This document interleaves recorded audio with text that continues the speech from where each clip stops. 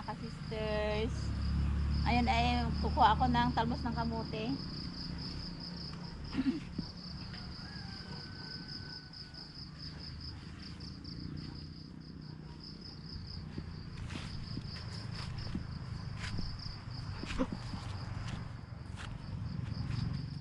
Ito yung talbos ng kamote ni kananay na tinanim. Ito yung aming kakainin ngayon, maaga, umagahan. May tanim ako doon sa kabila na talbos din, pero hindi ganito ang kulay. Kulay green. So, nagpaalam naman tayo sa may-ari. May-ari ng talbos.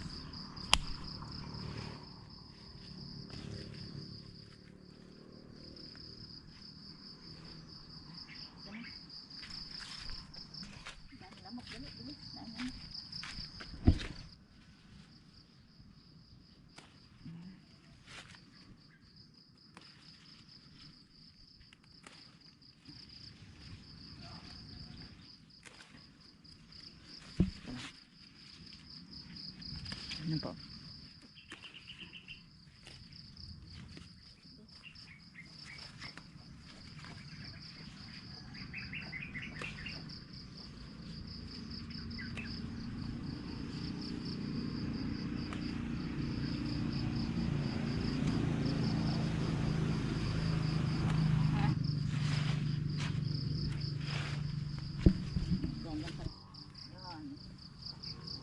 Yung unang harvest sa okra ni kananay ay ako. Dalawa si kananay doon sa Karapan. May bunga na oh.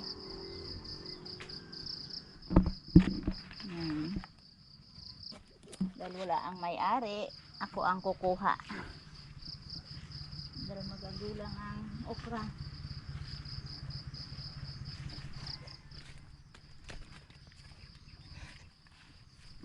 Ag.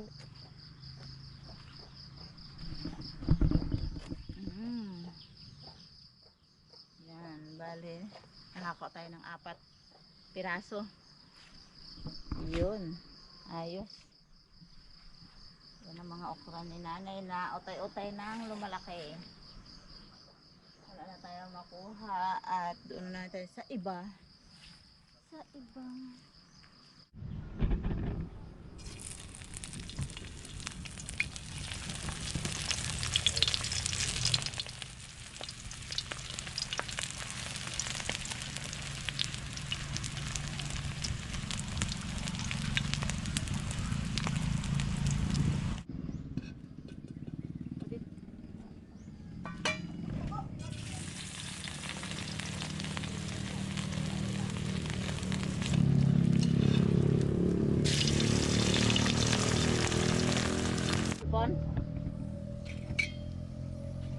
Ito na.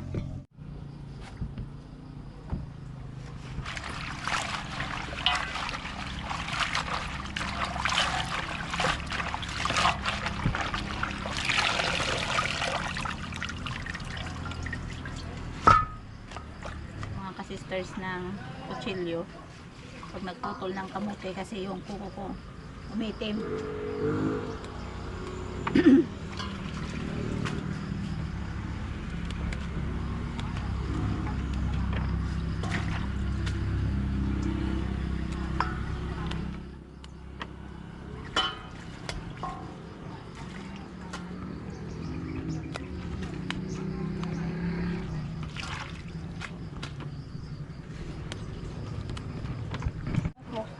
Ha? Laga muna natin to. Puro laga lang tayo. Mainit na yung tubig. Unahin natin laga yung okra. Yan.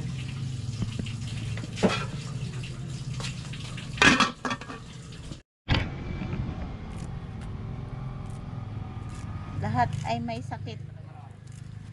Inabot ng lagnat. Steam lang muna ng gulay.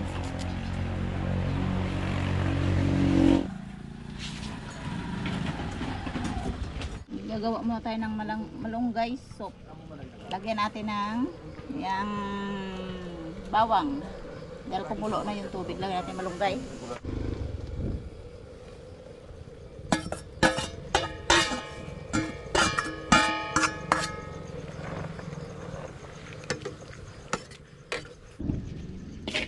Ayan, yung aking parilya. Bagong lagay ko lang itong parilya na to, kaya makitim. Ganda yan, nasunog.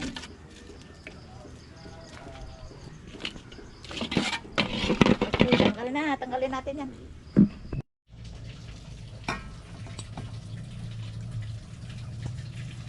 Diyan din natin ilaga yung talbos ng kamote.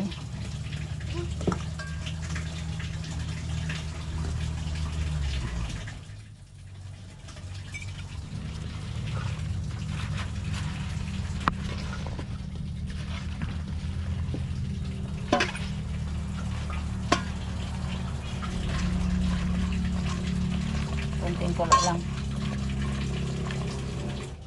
Kailangan half cook. Ayan, half cook lang to.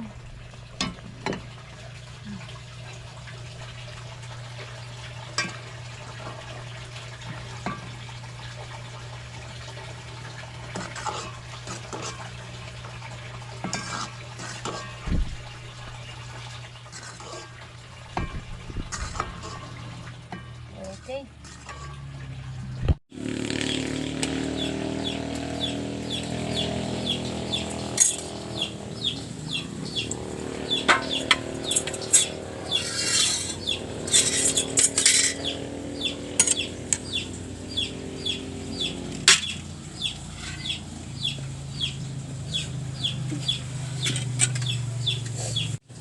Okay mga ka-sisters, ito yung umagahan namin. Bigla ako nakapagluto ng puro nilaga. Ayan, puro gulay. Kasi si Han at si Aya hindi sila pumasok dahil nilagnat. Padalawang araw na silang nilagnat mga ka-sisters. Kailangan nila yung ganitong pagkain para padali sila gumaling. Ito ang pinakakape namin, yung pinaglagaan ng talbos kamote. Yan. So low carb muna ako. Low carb talaga ha. In one day. Tapos yung aming pinakapangpalasa is daing. Ito yung danggit na dinaing ko. Hindi ko na pinakita sa inyo. Ayan, kain na tayo sa gustong magkain ng kanin ito. Dahil ako ay itlog at gulay lang. Pray, maraming salamat o Diyos sa pagpapala. Salamat o Diyos sa patuloy na pag-iingat. Salamat din Panginoon sa kumpletong kagalingan ni Hana at ni Aya. Maibalik ang kanilang dating kalakasan ng katawan. Salamat sa iyong pabor, Panginoon. Salamat in Jesus' name. So, mas masarap. Yan, Hana. Patakan mo ng kalamansi. Mas masarap. Yan. Ubo at sipon ang... Hati lang yung akin? Puro hati naman tayo lahat. O, ito Aya. Ay, kay ate dito. Kalahating, ano, Masarap kasi ito. sa akin ang kalahati. Unahin ko muna.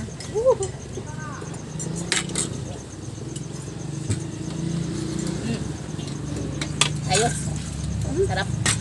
May nabili akong maha. Yan. Ito yung pan-dessert natin. Yung maha na yari sa mais. Mais yung uso na yari dito, yung ginagawang maha. Kasi yung ibang maha na ginagawa ay yung binibili lang na ano yun, cornstarch dito sa amin. Kapag maha, ibig sabihin mais talaga na yung inani na mais. Yan.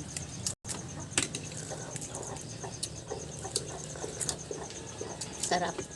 Dalawang klaseng ingredients sa isang kapihan. Pinaglagaan ng okra at pinaglagaan ng talbos ng kamote. Napakaganda ang kulay mga ka-sisters, yung kulay pula na talbos ng kamote ni nanay. Parang, Para siyang ano, para siyang purple. natawag yan, beetroot. Yan, may kulay pink. Sarap siya. Parang alcohol, ano siya no? Parang wine. Parang wine. Sa ganito palang na iniinom natin, parang busog na. Hanggang maaga pa dito, ito na yung aming naisipan na kainin.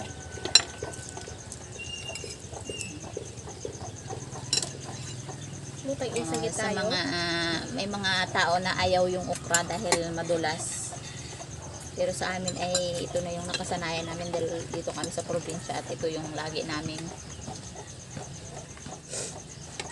nauulam.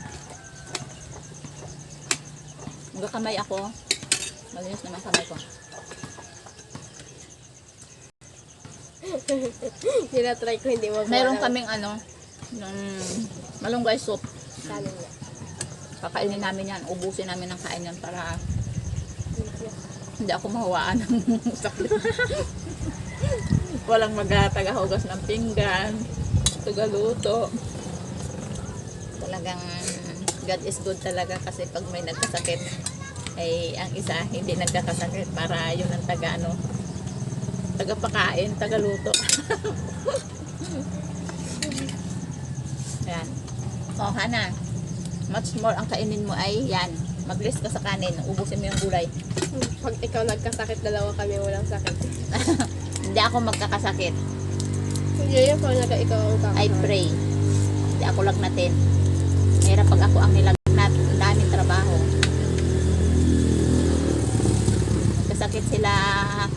Nagkasakit yung pamilya ni Misayahay. Halos ubos silang lahat. Pero salamat sa Diyos dahil ako hindi nawaan nila. Pagpapalakas na yung Dahil ako yung nagtulong sa kanila. sabi, healthy ka. Yes. Nagkakapitin pala. Pabor lang ng God din sa akin kasi naawa naman siya dahil alam mo naman may something na ako.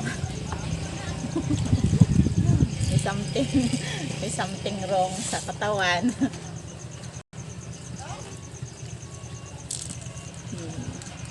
So, sabi ni Doktora, shout out sa iyo, Doktora May.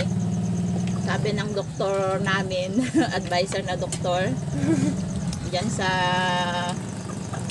abroad, sabi niya sa akin mag-list daw ako ng carbs. So I try na mag-list ako ng carbs kasi talagang sobra akong makain sa malamon ako sa kanin.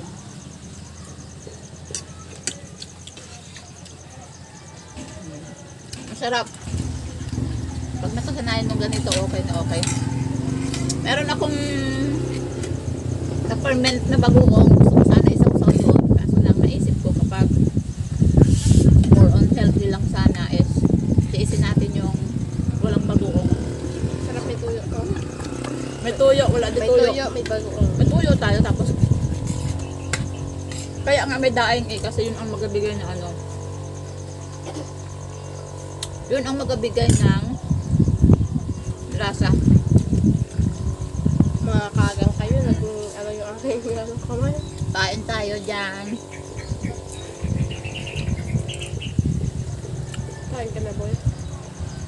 Kain ka na. Si Kamister, sa maaga pa ay wala na siya dito sa bahay. Kasi araw-araw siya punta ng dagat para makipagsapalaran doon sa isda kung magpahuli sa kanya o hindi. Dahil maraming punta sa laot pero bihira lang makahuli.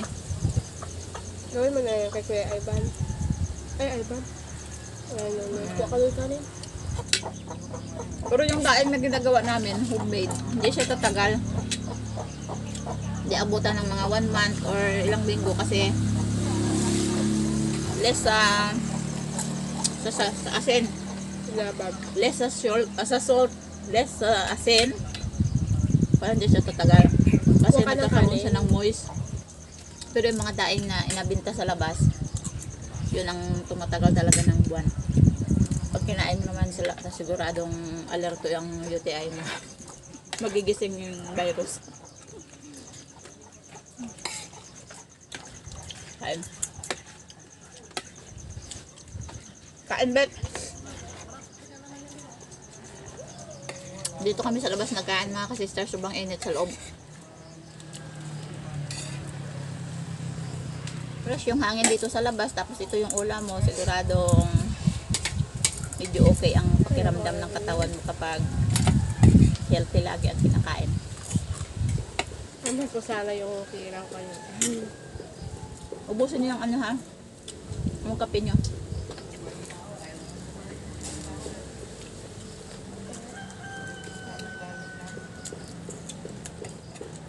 Bago.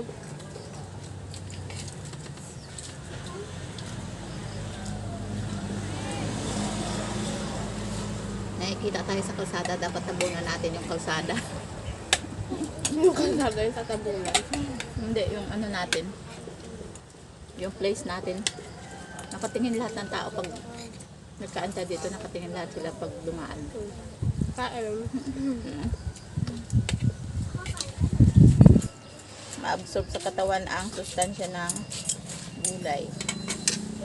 Aya, kumain ka ng gulay. Pahaba ng buhay.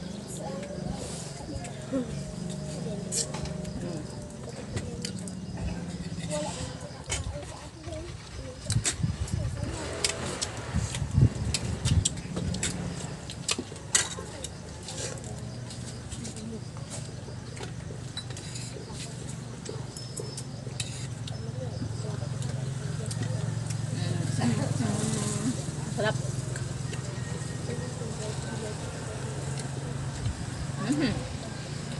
So ayan mga ka-sisters, mahaba na yung video natin, kaya off muna tayo. Bye bye. Thank you for watching.